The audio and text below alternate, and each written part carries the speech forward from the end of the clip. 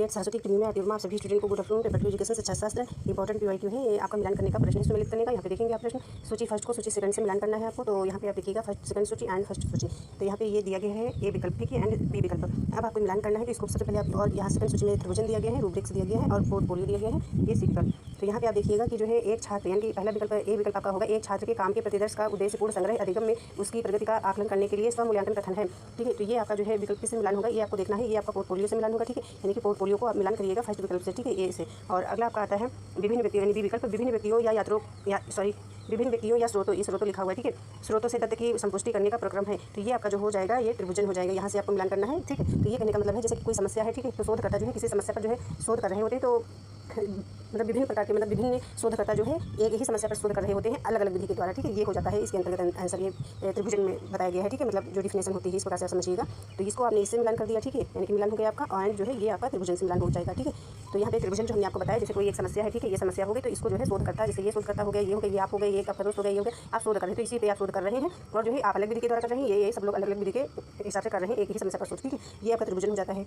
और इसके बाद यहाँ पे अच्छे से समझ सकते हैं, यहाँ पढ़िएगा समझ में भी आएगा। विभिन्न व्यक्तियों या स्रोतों से दत्त मतलब आंकड़ा जानते हैं, ठीक है, दत्त यहाँ पे सॉरी यहाँ पे लिखा हुआ है डेटा, ठीक है, डाटा की संपुष्टि करने का प्रक्रम समझ में आ गया आपको। और इसके बाद आपको देखना है जो आपका यहाँ पे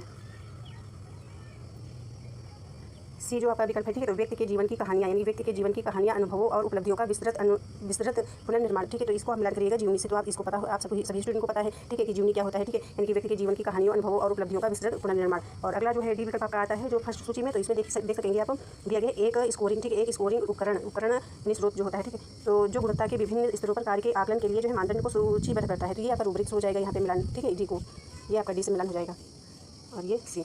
तो आई होप आप सभी स्टूडेंट को समझ में आया होगा। और एक प्रश्न और छोटा सा है, इसको भी आप देख लीजिए थोड़ा।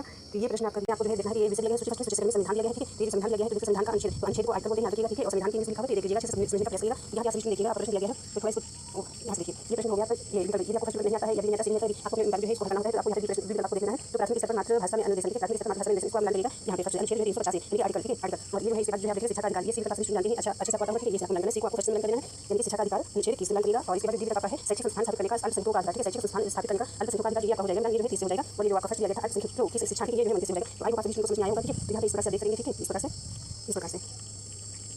देख लीजिएगा, ठीक है, इसमें आपका बिल्कुल सही हो जाएगा, ठीक है। तो यहाँ पे दो प्रश्न कुछ याद नहीं, एक याद होगा, ठीक है, आर्टिकल या अनुच्छेद की याद रखना, आर्टिकल अनुच्छेद 1 होता है 21 से, तो ये आपका शिक्षा का अधिकार मिलेगा, राइट ऑफ एजुकेशन, ठीक है, राइट ऑफ एजुकेशन रख लीजिएगा। और ये 350 ये भी आप कर लीजिएगा, इमेज में आपके साथ, ठीक है। और इसे ये टॉपिक आपका अल्पसंख्यकों की शिक्षा, ये भी आप कर लीजिएगा। Thank you.